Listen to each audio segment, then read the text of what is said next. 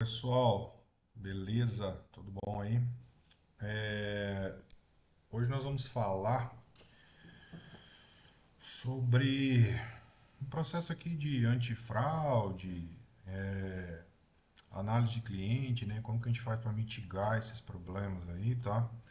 Seguindo aqui aquela nossa projeção lá, né? Que nós fizemos aqui de quais são os maiores vilões aqui da operação, né? Nós já falamos aqui sobre aquisição de boas motos, multas de trânsito, gestão de manutenção. Aí pulamos aqui o ciclo de locação, depreciação e agora estamos aqui ó, em fraudes e sinistros, tá? É, e aí vou mostrar para vocês aqui essa questão e por que que ele está aqui em sexto, tá? Justamente porque de fato ele é o que menos ocorre, é o que menos dá prejuízo na operação no sentido de gastos com valores não calculados, né? Então, assim, investe-se, gasta-se com isso, né? Um valor considerável que vai estar dentro do custo operacional aqui, tecnologia, sistemas e tal, mas para se evitar surpresas com fraudes e sinistros, tá? Faz parte, é o risco da operação, não adianta entrar num negócio desse, principalmente quem tem grandes frotas aí achando que não vai tomar nenhum prejuízo, a hora ou outra vai aparecer. Os sistemas e as tecnologias elas são para minimizar isso aí, mitigar, né, o, essa variável aí de fraudes e sinistros, né, para diminuir prejuízos, tá? E para quem não assistiu os outros vídeos, né, por que está escrito aqui, ó, zerar a frota não significa sucesso? Porque de fato alugar todo o seu estoque aí de moto disponível não vai te dar sucesso e nem dinheiro se você não entender, e principalmente esses sete itens que está diretamente ligado com a gestão do teu patrimônio, né? Que é o cuidado com o teu patrimônio. São dois caminhos para você seguir no início da locação. Ou você segue o caminho do alugar o patrimônio, receber um valor mensalmente ali pelo aluguel desse ativo e de dentro desse valor gastar o mínimo possível em depreciação, e em desvalorização do teu bem, né? Que são os principais, e fazer uma gestão bem feita de manutenção, multas de trânsito, etc., para no final você ter o maior valor possível de venda desse bem ativo, né? Para maximizar o teu lucro ali na operação, no ciclo. Ou você segue pelo caminho do descarte, que é a segunda via, né? Vai usar aí, comprar uma moto bem baratinha, né? Usar ela durante um ano aí, se ela virar sucata ou não, aí não vai fazer diferença na operação, porque o custo dela é muito barato, né? Então não vai fazer diferença. Que é o caminho que a Motu faz muito hoje, né? Se eles estão errados? Não, pelo contrário, estão certos, né? Eu, se eu pudesse, tivesse condição de comprar um equipamento igual ao deles ao preço que é o custo do deles hoje, faria o mesmo, né? Mas infelizmente não tem, eles fabricam a própria moto, né? Então é diferente a operação. São dois caminhos para seguir. Ainda não inventaram um terceiro ou eu ainda não descobri, tá? Mas pela lógica, né, é essa aí, a gente se espelha também nos grandes players do mercado aí, né, que alugam carros, né, que trabalham no caminho da menor desvalorização possível do ativo, uma compra bem feita, uma gestão bem feita para maximizar o lucro.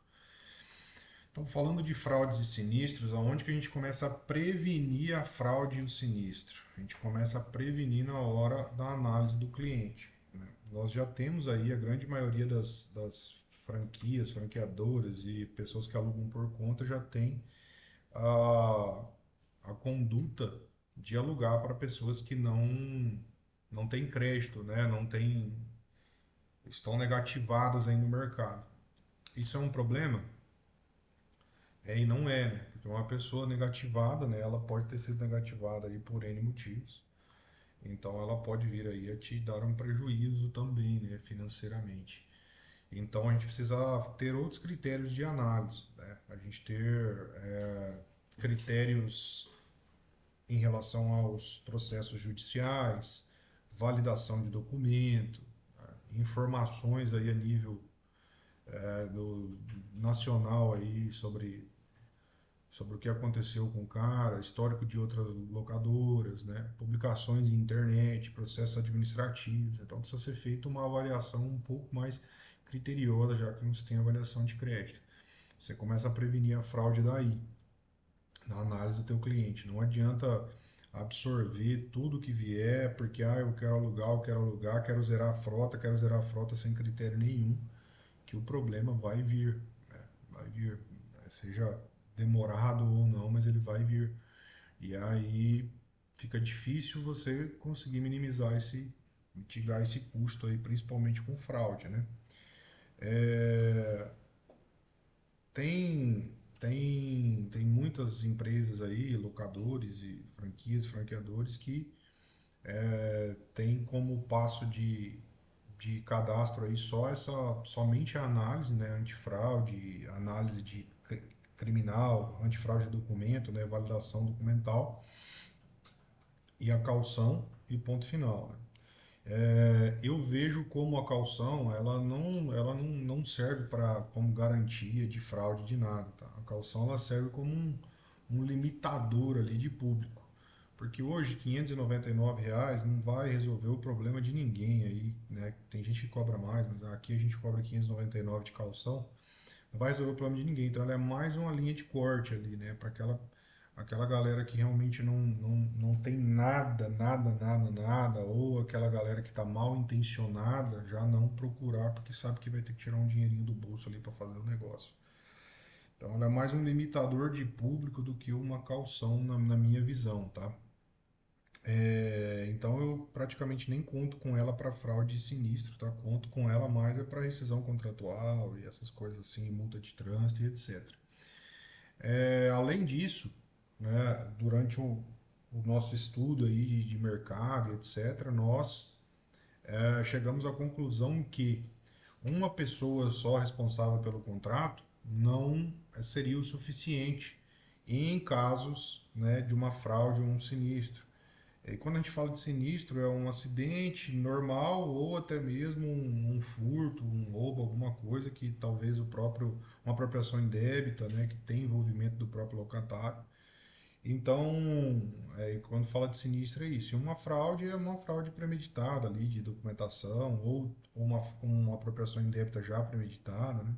Por isso que fala fraude de sinistros. Então, nós chegamos à conclusão de que uma pessoa só no contrato não seria o suficiente. Por quê? Porque essa uma pessoa que é o locatário, ele simplesmente pode sumir, desaparecer e você nunca mais saber da vida dele, né? Apesar de ter toda aquela coleta de documentos que todo mundo faz, de comprovante de residência, etc, etc. Então tem as questões também do rastreamento e tal, que, né, a gente faz normalmente, mas por um item a mais de segurança e que funciona muito e também lapida bastante o público, é uma segunda pessoa no contrato, né? Aqui a gente chama de fiador, mas pode ser avalista, pode ser colocatário, mas nós colocamos um fiador junto no contrato, que é uma segunda pessoa. Esse fiador, ele chega aos ouvidos do cliente de forma, vamos dizer assim, de uma forma inesperada. Por quê? A gente faz todo o processo de análise e tal, informa para o cliente que está tudo ok, que ele pode alugar a moto, ele já está com o dinheiro na mão, aí a gente solicita, né, como obrigação para gerar o contrato, os dados do fiador. E esse fiador, ele tem o mesmo critério de análise, a gente não avalia crédito nem nada, só processos judiciais e validade documental. É, Como chega de forma inesperada, o locador ele já está no meio do caminho ali, o cliente, né, o locatário, perdão, ele já está no meio do caminho ali, já está com praticamente tudo pronto e ele recebe a informação de que ele vai precisar colocar um fiador no contrato. E como é de forma inesperada, ele acaba colocando sempre as pessoas mais próximas ali, né? Geralmente pai, mãe, irmão, vizinho, amigo próximo ali, para poder resolver de imediato a situação ali e não travar e não dar mais delonga no contrato e nem ele precisar sair procurando outra locadora, né? Então ele recebe essa informação ali praticamente na hora de assinar o contrato, de gerar o contrato. Então a pessoa mais próxima ali, mais fácil ele coloca. E é nessa hora que entra um garantidor bom no negócio, né? Entra uma mãe, entra um pai, entra um avô, entra um tio, entra uma tia, que são pessoas que têm valor na garantia do contrato. E o que acontece? esse fiador ele é totalmente irresponsável, ele é corresponsável pelo contrato, em todos os aspectos. Então, caso venha a ocorrer uma fraude, um sinistro, primeiramente o cliente ele vai pensar na segunda pessoa ali, o locatário vai pensar na segunda pessoa que vai estar envolvida e de certa forma, né, não vai inibir completamente esse problema, não vai deixar de existir por conta disso, mas vai diminuir, né, porque as pessoas vão acabar prejudicando outras pessoas ali que são próximas, né, que é um pai, que é uma mãe, que é um irmão e tal, então acaba diminuindo o índice. E segundo, caso ocorra, principalmente inadimplência, né, caso ocorra inadimplência e etc., nós temos essa segunda pessoa para fazer a cobrança. Que aí entra um time de cobrança, né, que vai ligar, vai mandar mensagem, vai cobrar e etc. Depois entra protesto em cartório e depois entra é, execução judicial. Quando fala assim execução judicial, esse fiador, que é a pessoa que menos está esperando, por exemplo, pode sofrer um bloqueio em conta bancária, né, e a gente receber por aí, algum arresto de bens. Então são duas pessoas para a gente cobrar e para a gente ter possibilidade de receber. E geralmente essa segunda pessoa, ela é uma pessoa que que tem ali, né, envolvimento tanto sentimental com o locatário, né, o que faz a gente diminuir esses índices aí, principalmente de fraude, tá? E depois de uma ação judicial, a execução é sobre os dois, então vai pegar talvez bloqueio de conta do fiador e do locatário ao mesmo tempo, ou de um ou de outro, então facilita o recebimento. A gente tem muito sucesso aqui nas execuções judiciais, principalmente do fiador, tá? Que é a pessoa que de repente não está ali esperando isso, né? Enfim, seria isso aí em relação a evitar essas fraudes, a questão de colocar uma segunda pessoa, tá? Uma outra situação também é quando fala-se da análise de perfil do cliente, não tem outra forma de fazer essa análise se você não sistematizar isso aí, porque quando fala assim em processos criminais, o cara pode ter processo criminal no Brasil inteiro, né? Você não vai ter condições de pesquisar isso em Tribunal de Justiça, Tribunal de Justiça. Então precisa se usar aí uma inteligência, né, que faça esse levantamento aí para nós. Aí eu vou mostrar para vocês o que a gente usa nas nossas unidades, tá? Como que funciona, tá? Vou abrir aqui. Então, primeiramente, o cliente ele recebe um link. A gente envia um link para o cliente. Deixa eu ver se eu consigo abrir aqui esse link para vocês. E nesse link, né, é feito um pré-cadastro dele, tá? Ele mesmo que preenche. Então, o nosso atendente não coleta documento dele de forma inicial. Então, ele inicia o cadastro aqui, ó, ele faz o upload diretamente da CNH Digital. Então, assim, ele tem que ter o aplicativo da CNH Digital instalado, né? E a gente faz o upload aqui da CNH Digital dele. O próprio sistema já vai verificar todos os itens da CNH, se ela está válida, se as informações do número da CNH, com o código de segurança, com a foto dele que está nessa CNH junto ao banco de dados do governo, batem as fotos, né? O número dessa CNH com CPF, com código de segurança e com a foto, batem? Bate. Então, beleza, documento verdadeiro. Esse aqui é o primeiro passo, tá? Depois que ele faz o upload da CNH, também é solicitado uma foto, né? Uma foto do rosto dele para que a gente faça uma análise facial aqui posteriormente, tá? Então, ele insere dois itens aqui, é bem simples, a CNH e a foto dele. E coloca o número do telefone dele. E isso que chega para nós aqui, né? E aí a gente faz as análises, né? Feito as análises aqui, eu não, eu vou tentar de uma forma que não mostrar dados do cliente, tá? Tô mostrando aqui o nome, mas não mostrar dados aí. Deixa eu ver se eu consigo abrir aqui de uma forma que não mostre os dados dele. Vou colocar a minha imagem aqui. Então aqui, ó, a gente consegue visualizar aqui, por exemplo, ó, CNH certificada, ou seja, foi verificado que a CNH é de fato verdadeira, tá? Aqui, ó, a gente já retorna informações de contato, endereço, e-mail, telefone. Eu não vou detalhar as consultas por conta de proteção aos dados, tá? Análise de crédito a gente não faz. Certidão negativa de antecedentes criminais, nada consta e aqui a gente conseguiria baixar a certidão. Mandados de prisão, não existe mandado de prisão. Se existisse, a gente poderia detalhar a consulta e ver do que se trata.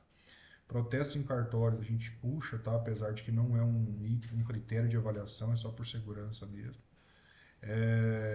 E aqui ele está puxando só de São Paulo também, tá? Protesto de cartório nacional teria que fazer a liberação dessa consulta, a gente não faz. Processos judiciais, não consta nenhum processo como autor, consta um processo como réu. Aqui a gente detalha a consulta e vê do que se trata esse processo dele. Processos administrativos, ó, nenhum processo encontrado. Isso aqui são processos administrativos dentro de instituições, por exemplo, se o cara fosse um funcionário público, coisa do tipo, a gente conseguiria ver os processos administrativos. Resultados da internet, ó.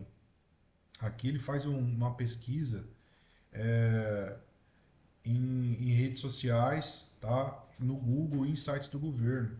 E ele retorna termos de alerta. O que são termos de alerta? Se existe uma notícia publicada no Google, por exemplo, que tem alguma palavra lá que, né, um termo lá que referente a furto, roubo, homicídio, uma coisa que envolva algum crime ou coisa do tipo, é um termo de alerta. Então a inteligência artificial capta isso e retorna para nós as informações. Aqui reportou ele em uma notícia, a gente ia detalhar a consulta e ia verificar.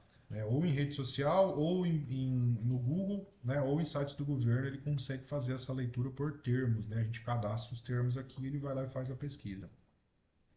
Que fala que ele tem um vínculo empregatício, ele é funcionário e recebe uma média de salário de 3 mil. A gente consegue visualizar aqui também. Tá? Não possui participação em empresas. E aqui teria mais um monte de outras informações que eu poderia visualizar, mas que para nós não é interessante. Então a gente não, não utiliza, tá? Então o pré-cadastro do cliente é feito dessa forma. Aí cada um desenvolve o critério de avaliação. Esse tipo de processo criminal eu vou aprovar, isso eu não vou. Mas a gente consegue capturar aqui o maior número de informações possível, além da biometria facial dele, que também é feita por esse sistema, que vai falar se realmente a pessoa ali naquela foto ali, ela bate com a CNH enviada e assim por diante, tá? Então, proteção de fraude é isso. Nós falamos aí do fiador no contrato, né? E essa coleta de dados aqui que é feita sistemicamente, tá? Durante o contrato, né, para a gente prevenir qualquer tipo de fraude sinistra, no termo de uma violação da moto, etc., aí nós utilizamos o nosso próprio sistema de segurança, tá? Onde a gente, logicamente, adquiriu equipamentos aí de terceiros, mas montamos os nossos sistemas de segurança próprios aí, as nossas adaptações para que funcione, né, a nossa funcione aí no nosso modelo, da forma que a gente precisa fazer. Tá? Não posso dar muitos detalhes aqui sobre o sistema de segurança, porque de fato ele é um sistema de segurança, mas hoje, dentro do nosso sistema de segurança, além dos alertas recorrentes, nós temos a nossa central própria de assistência, que trabalha de forma de 24 horas monitorando, e não é um monitoramento de só, eu quero saber se essa moto está aqui ou ela está ali. Não, a gente monitora parâmetros ali de velocidade, moto andando com ignição desligada, vibração diferente dentro do veículo, né? Desconexão de bateria, automação dos sistemas de bloqueio. Então, assim, se a pessoa remove o rastreador, o bloqueador atua de forma automática, se remove a bateria, atua de forma automática, né? Rastreador separado de bloqueador, sistema de backup, né? Então, se o cara remove o rastreador da moto, a gente tem outras formas de rastrear. Então, isso a gente desenvolveu, né, para nós, sem contar as informações que a gente recebe de telemetria de forma recorrente. Então, assim, quando acontece, por exemplo, uma desconexão de bateria, um veículo que saiu do raio autorizado, quando o veículo está bloqueado por inadimplência, por exemplo, quando ele tenta uma ignição bloqueada, tudo isso a gente recebe de forma imediata né? E o cliente também recebe de forma instantânea. Para quê? Para que ele perceba que nós estamos monitorando ele de forma instantânea, para que ele não ache, por exemplo, que vou mexer aqui, esses caras só vão saber disso amanhã, entendeu? Então vou mostrar para vocês como funciona aqui na prática, tá? É, esses alertas, ó. Isso aqui é a nossa central de comunicação através do nosso 0800. Deixa eu só silenciar isso aqui, senão vai ficar fazendo um barulhão. Então, ó, por exemplo, isso aqui foi recebido ontem, durante o dia, um domingo, tá? Isso aqui é no meu celular, de quadro 11. Ó. Esse é um cliente de Cuiabá, Mato Grosso, ó, saiu do raio, alimentação desconectada, dessa placa Cuiabá, São José do Rio Preto, né? São José do Rio Preto, Cuiabá. Então, o que acontece? Todas essas movimentações aqui, ó, elas chegam, né, para mim, que eu optei, mas elas também chegam para o nosso franqueado, caso ele deseja, e principalmente chegam para a nossa assistência, que já tem na tela aqui o que aconteceu, o nome do cliente, o número do contrato, a placa, a franquia e o número de telefone, que é só ele clicar e consegue contato. E mesma coisa, o cliente, tá? O cliente recebe essa informação só que de uma forma diferente. Então, deixa eu só pegar esse número de telefone desse camarada aqui para eu poder encontrar aqui a mensagem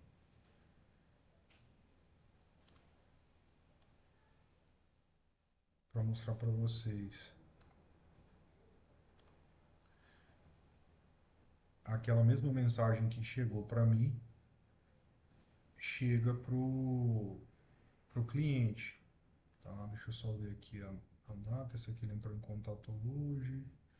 Isso aqui ó, é nosso sistema de cobrança, ó, enviando cobrança para ele agora às 8 horas da manhã.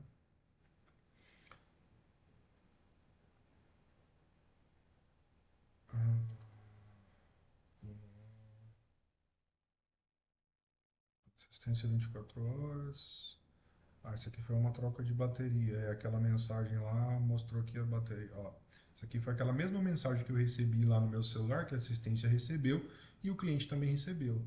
Olá, nome do cliente. Recebemos um alerta de segurança referente à alimentação desconectada, emitido pela placa dele. Você precisa de ajuda? Ajuda, está tudo bem. Para que serve isso aqui? Para o cliente ter de forma instantânea, a hora que ele desconectou a bateria lá, em questão de menos de um minuto, o sistema já dispara para ele essa mensagem. Se for alguma coisa que ele precisar de ajuda, ele vai clicar em ajuda e tal, e a gente vai lá e atende ele. Tá? Agora, se for uma questão de tá tudo bem. Tá? E assim por diante. Aí a nossa assistência fez o atendimento dele aqui, né? Fez a tratativa, ele mandou o vídeo aqui e tal, nós fomos lá e fizemos a troca da bateria, até porque é de suma importância que tenha sempre com bateria para que a gente consiga executar o rastreamento do veículo. Então, essas mensagens aqui, ó, que são integradas com a nossa central de atendimento e o pleno atendimento, o pleno rastreamento do veículo, né, com uma assistência que trabalha de forma 24 horas, a gente consegue mitigar fraudes, né, e sinistros, porque automaticamente o cliente já recebe essa mensagem, então ele já imagina, opa, tem alguém me monitorando. Se mesmo assim a prática continuar, nós temos dentro da nossa central parâmetros ali que monitoram, por exemplo, vibração do veículo, se ele está sendo transportado em cima de um veículo, por exemplo, com velocidade, mas com a ignição desligada, a gente consegue saber. Sem contar as cargas de bateria, reserva do rastreador e a carga de bateria do veículo. E ainda assim trabalhamos com um sistema de backup, onde a gente consegue é, é, verificar a localização do veículo, mesmo ele tendo removido o rastreador principal da moto. Tá? E mais o bloqueador offline. Né? Nós não precisamos de um rastreador para que o nosso bloqueador atue. Então, esses tipos de itens de segurança, né, que a gente indica que vocês tenham aí, né, esse tipo de formato de segurança, para diminuir questões de fraude, né, de locatários ruins, que também vão te gerar inadimplência, utilizando sistemas de cadastro, e durante o período de locação, tecnologia, né, e monitoramento 24 horas. Se você não tiver condição de ter uma central de monitoramento 24 horas, que você contrate uma terceirizada, mas que faça o serviço, né? Nós também terceirizávamos esse serviço, porém nós não tínhamos o atendimento necessário para ter uma atuação rápida. Por isso que resolvemos montar a nossa própria central de atendimento com a nossa própria tecnologia. Beleza? Por hoje é só.